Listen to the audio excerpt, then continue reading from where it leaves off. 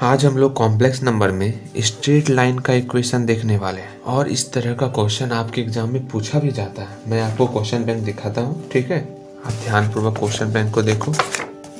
यहाँ देखो, यहाँ पूछा गया ये क्वेश्चन आपका, find the equation of the straight line through two given points Z1 and Z2। Okay, तो ध्यानपूर्वक इस क्वेश्चन को कंप्लीट करना है, ठीक।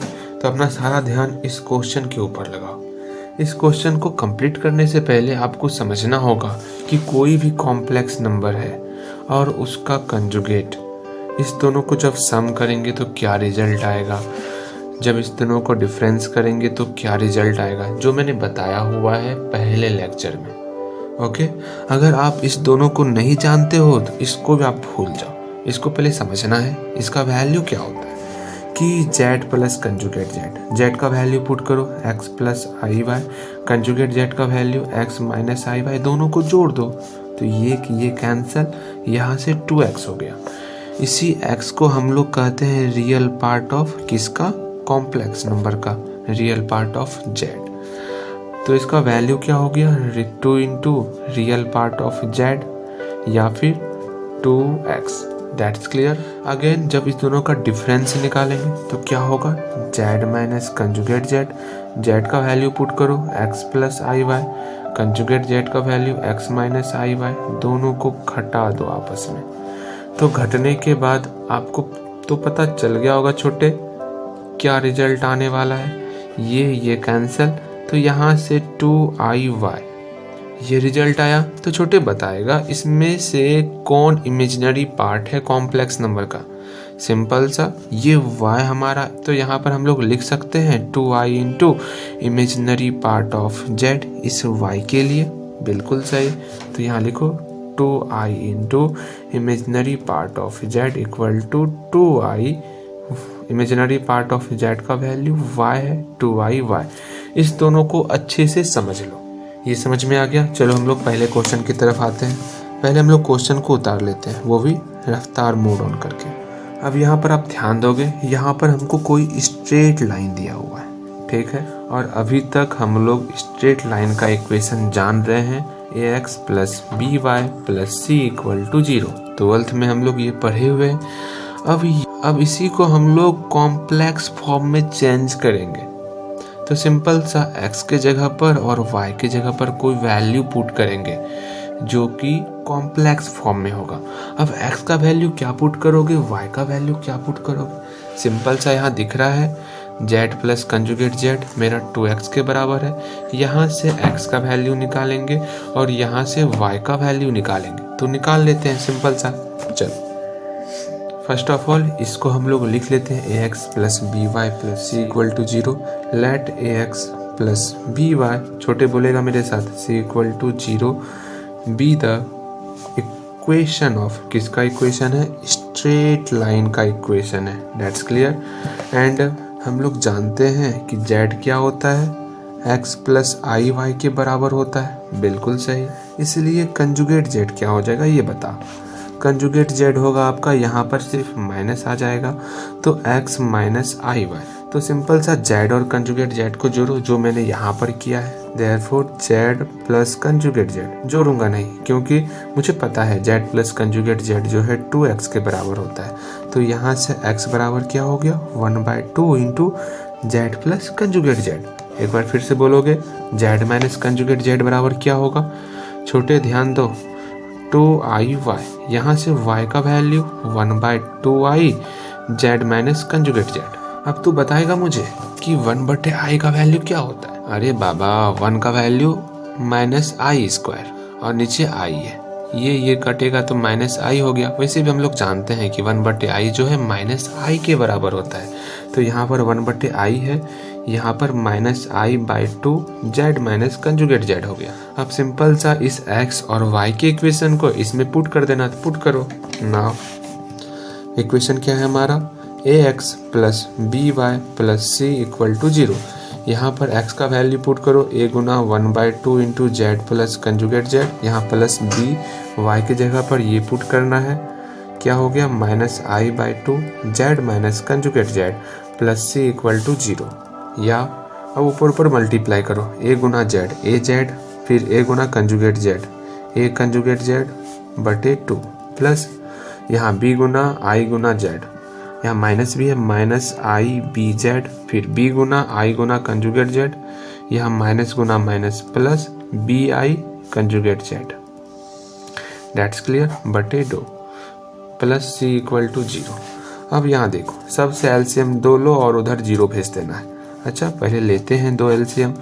यहाँ पर हो गया ए Z plus A conjugate Z minus i b Z, यहाँ पर plus i B conjugate Z, I B conjugate Z, इसको कोष्ट में ले लो ठीक रहेगा, and plus 2c equal to 0। इसको 0 की तरफ भेजो एंड इसको 0 की तरफ भेजने के बाद आप देखो यहाँ पर z है और कहीं z है, यहाँ z है, इस दोनों से z कॉमन लो तो यहाँ क्या बचा a minus i b, that's clear, and again यहाँ पर कंजुगेट z है, यहाँ पर भी कंजुगेट z है, इस दोनों से कंजुगेट z कॉमन लो तो a plus i b, a plus i b plus 2c equal to 0, या यहाँ पर इसको हम लोग स्मॉल p मान लेते हैं, let small p equal to a minus i b. तो बताओ स्मॉल p का कंजुगेट क्या हो जाएगा, बीच का symbol change, a plus i b, simple सा इसका वैल्यू यहाँ पर पुट कर देना है। तो z इंटू पी प्लस इसका वैल्यू क्या है conjugate p into conjugate z plus 2c equal to 0। यहाँ पर लिखना है लेट, मान रहे हैं ऐसा हम लोग, ठीक है, ये कंजुगेट p है, यहाँ पर कंजुगेट p है। तो इसको और अच्छे से व्यवस्थित कर दो तो क्या हो गया p Z plus conjugate p conjugate z plus 2c equal to 0। यही हमारा जनरल इक्वेशन है स्ट्रेट लाइन का in complex form, that's clear, हमारा ये प्रूव हो चुका है। एंड नेक्स्ट क्वेश्चन, इसको भी हम लोग उतार लेते हैं, ठीक है। चलो इस क्वेश्चन को तो हम लोग उतार लिए, इसमें भी आपका सेम वही फॉर्मूला यूज होने वाला है जो इससे पहले मैंने आपको बताया कि z और कंजुगेट z को जोड़ोगे तो क्या होगा 2x, इसी x को हम लोग कहते हैं 2 into real part of z, और z और कंजुगेट z को घटाओगे तो क्या होगा 2iy, इसी y को हम लोग कहते हैं क्या इमेजिनरी पार्ट ऑफ z। इसका उपयोग होगा, इसलिए इसको हमेशा ध्यान में रखना है छोटे। तो यहाँ पर अब क्या कहा जा रहा है, क्वेश्चन को समझना है पहले। कोई स्ट्रेट लाइन गया हुआ है, उस स्ट्रेट लाइन पर कोई 2 पॉइंट है, कोई ए पॉइंट जो z1 कॉम्प्लेक्स नंबर है जिसके अंदर, और कोई बी पॉइंट जिसमें z2 कॉम्प्लेक्स नंबर है, और कोई हम आर्बिट्रेरी पॉइंट कहीं पर ले लेंगे, कहीं पर हम लोग आर्बिट्रेरी पॉइंट p ले लिए जो कि कॉम्प्लेक्स नंबर z के साथ है। इसी चीज़ को छोटे लिखो मेरे साथ बोलोगे छोटे, let p z be any arbitrary, बोलते चलो मेरे साथ, any arbitrary point on the line through the points, कौन सा पॉइंट से पास कर रहा है, ए और b points, a z1 and b z2। अब यहाँ पर दिमाग लगाना है आपको, अब ध्यान से देखो, ये तीनों पॉइंट एक ही लाइन पर है और हम लोग इससे पहले पढ़े हुए हैं। क्या पढ़े हुए मैं दिखाता हूँ आपको, ठीक है। यहाँ देखो, जब z2 z1 और z तीनों पॉइंट दिया हुआ है, ये तीनों तभी एक लाइन पर होगा जब ये एंगल 0 डिग्री हो या फिर 180 डिग्री हो। अरे भाई 0 डिग्री होगा तब ना वो स्ट्रेट लाइन में होगा, या फिर 180 डिग्री होगा तब ना वो एक स्ट्रेट लाइन में होगा। इसका मतलब इसका आर्गुमेंट जो है ना वो 0 या 180 होना चाहिए। Argument of z minus z1 बटे z माइनस z2, इसका वैल्यू 180 या 0 डिग्री होना चाहिए। उसी चीज़ को हम लोग यहाँ पर लिखेंगे, ठीक है। चूँकि पॉइंट्स, मेरे साथ पॉइंट्स बोलेगे छोटे, पॉइंट्स कौन सा पॉइंट्स, ए पॉइंट, बी पॉइंट और पी पॉइंट, तीनों जो है कॉलिनियर है।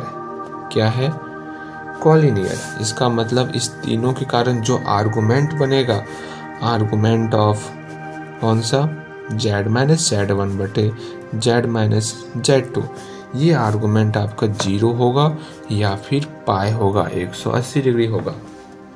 इसका मतलब अगर आर्गुमेंट 0 हो गया, आर्गुमेंट को ही हम लोग थीटा कहते हैं, अगर थीटा का वैल्यू क्या हो गया, 0 डिग्री हो गया, इसका मतलब क्या, जो हमारा कॉम्प्लेक्स नंबर जो 3 फॉर्म मैंने सिखाया था आपको, पहला x प्लस आई वाई, दूसरा r into cos theta plus I sine theta और तीसरा r इंटू ई पर पावर आई थीटा। तो मेरा जो दूसरा फॉर्म था थीटा के फॉर्म में, r into cos theta plus I sine theta, इसमें थीटा का वैल्यू 0 डिग्री हो जाएगा, डैट इज कॉस 0, ये तो वैल्यू 1 हो गया, और साइन 0 ये तो 0 हो गया, इसका इमेजिनरी पार्ट 0 हो गया, डैट इज जब थीटा 0 होगा तो सिर्फ रियल टर्म ही बचेगा। इसलिए यहाँ पर जो हमारा कॉम्प्लेक्स नंबर है, देयरफॉर z माइनस z1 बटे z minus z2 is purely real, सिर्फ रियल नंबर ही रहेगा। बिल्कुल सही। अच्छा, जब रियल नंबर है इसका मतलब इमेजिनरी पार्ट उसका 0 है, इसका इमेजिनरी पार्ट क्या है, 0 है। सो इमेजिनरी पार्ट ऑफ किसका, z माइनस z1 बटे z माइनस z2, इसका इमेजिनरी पार्ट 0 हो गया। अब यहीं पर आपको ये फॉर्मूला लगाना है, अगर इमेजिनरी पार्ट 0 हो जाए दैट इज y का वैल्यू 0 हो गया। अच्छा, वो सारी बातें हटाओ, पहले यहाँ से इमेजिनरी पार्ट ऑफ z को अकेला करो, तो क्या होगा इमेजिनरी पार्ट, ये 2i जो है इधर डिवाइड में आ जाएगा, तो 1/2i z minus conjugate z equal to imaginary part of z। तो सिंपल सा इमेजिनरी पार्ट ऑफ z की जगह पर ये वैल्यू पुट करेंगे, तो पुट करो फटाफट से। क्या क्या था छोटे, बोलेगा मेरे साथ, 1/2i z minus conjugate z equal to 0।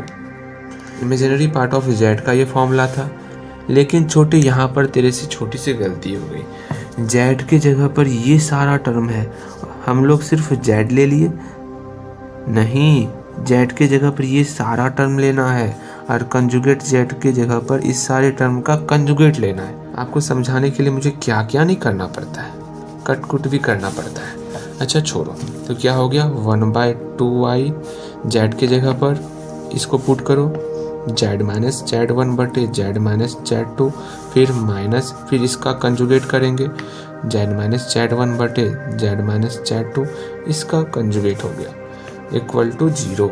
अब सिर्फ सिंप्लीफाई करना और इक्वेशन आपके हाथ में है, ठीक, सिंप्लीफाई करो, ये आपका 0 की तरफ चले गया, z माइनस z1 बटे z minus z2 equal to, ये माइनस का टर्म था बराबर के उस पार गया तो प्लस हो गया, और z माइनस z1 बटे z माइनस z2 का होल कंजुगेट।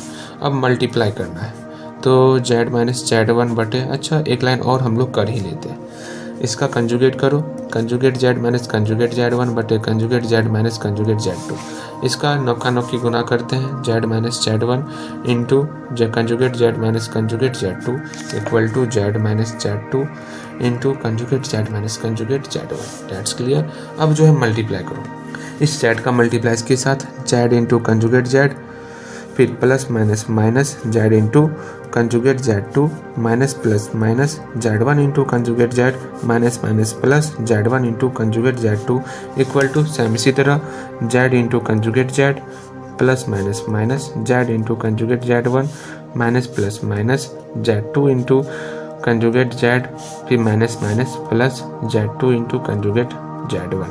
That's clear. यहाँ पर ये दोनों का मुखरा मिल रहा है, इसको कटाओ। अब देखो हम लोग क्या इक्वेशन पढ़े हुए हैं, सिंपल इक्वेशन स्ट्रेट लाइन का, से पहले जल्दी बोलो मेरे साथ, P Z plus conjugate P conjugate Z plus Q equal to 0, ये पढ़े हुए हैं। देखो आप यहाँ पर, अच्छा यहाँ 2c है, इसको मान लो ना, P Z plus conjugate P conjugate Z plus Q equal to 0, यहाँ लेट लिख देना है, Q equal to 2c। That's clear. अब देखो यहाँ ध्यान दो आप, ठीक। अब यहाँ पर हमको पी जेड, जेड के फॉर्म में पहले चाहिए, जेड का कौन कौन सा रूप है, देखो जेड यहाँ पर है और जेड यहाँ पर, इस दोनों को एक साथ रखो, माइनस जेड z2, ये बराबर की इस साइड आएगा तो प्लस हो जाएगा जेड कंजुगेट z1, ये दोनों एक साथ हो गया। अब कंजुगेट जेड वाला चाहिए, कंजुगेट जेड कहाँ है, कंजुगेट जेड यहाँ पर है और यहाँ पर है, इस दोनों को एक साथ लाओ, minus z1 conjugate z and ये इधर आएगा तो प्लस z2 कंजुगेट z। ये भी एक साथ हो गया। एंड नेक्स्ट आपका रियल टर्म है, क्यू हमारा रियल टर्म है, याद रखना क्यू हमारा कौन सा टर्म है, रियल टर्म। इसका मतलब यहाँ पर हो गया प्लस Z1 Z2 का कंजुगेट, ये इधर आया Z2 Z1 का कंजुगेट इक्वल टू 0, ये हमारा टर्म इधर आ गया। आपका ये इक्वेशन हो चुका है। इसके आगे थोड़ा सा और एडवांस लेवल पर हम लोग आते हैं। क्यों? क्योंकि इस फॉर्म में क्यू हमारा रियल नंबर है। बताओ तो क्या ये हमारा रियल है या नहीं है? नहीं, ये हमारा इमेजिनरी टर्म है। कैसे, वो देखते हैं। ये हमारा प्योरली इमेजिनरी है। कैसे, देख लो। अच्छा, Z1 इंटू Z2 के कंजुगेट का होल कंजुगेट क्या होगा, ये मुझे बता छोटे। यहाँ पर Z1 का कंजुगेट, और कंजुगेट के ऊपर कंजुगेट लगेगा तो कंजुगेट गायब, एंड Z2। तो ध्यान से देखिएगा, Z1 Z2 का कंजुगेट, यहाँ Z1 का कंजुगेट Z2, ये दोनों आपस में एक दूसरे का कंजुगेट है। अगर दो कंजुगेट Z और कंजुगेट Z को हम लोग घटाते हैं तो 2i imaginary part of Z आता है। तो यहाँ Z के जगह पर क्या है, Z1 conjugate Z2, and conjugate Z के जगह पर क्या है, Z2 इंटू कंजुगेट Z1। इसका मतलब इस दोनों को भी आपस में घटाएंगे ना कोई इमेजिनरी टर्म आएगा, लेकिन क्यों हमारा रियल होता है। अच्छा, पहले इसको और मॉडिफाई करते हैं, उसके बाद इधर हम लोग आएंगे। इसका मतलब यहाँ से कॉमन क्या आएगा, Z कॉमन लेंगे तो अंदर में क्या बचा, conjugate Z1 minus conjugate Z2।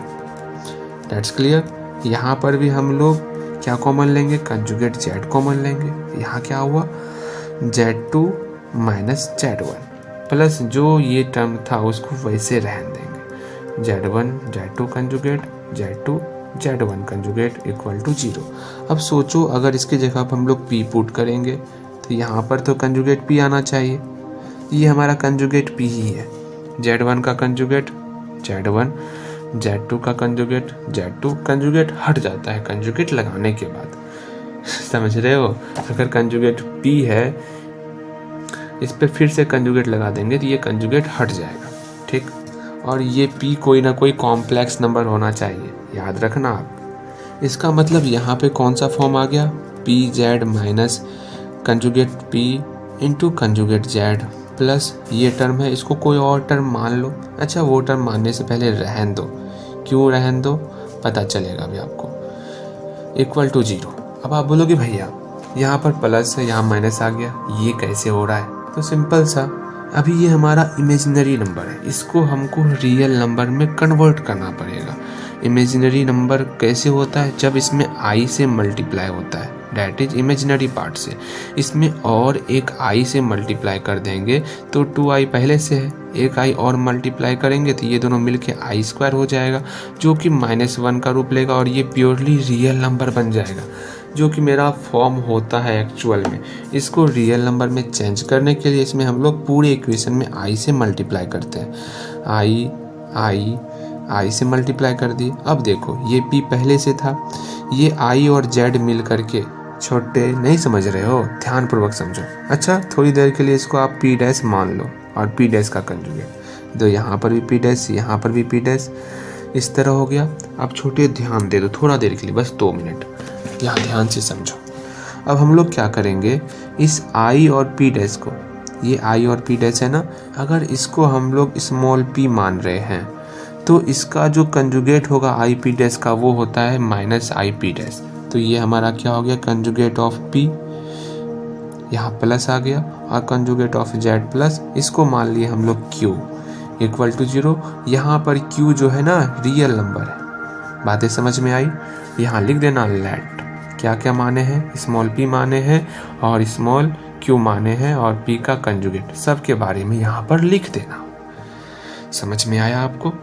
हमारा प्रूव हो गया। मिलते हैं नेक्स्ट वीडियो में, इसमें हम लोग सर्कल के बारे में जानेंगे। Okay, good bye.